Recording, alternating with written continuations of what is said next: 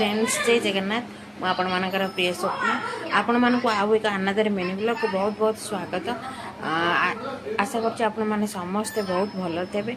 जगन्नाथ कृपार आपण मानकर दिन मंगलमय एवं शुभमय हो।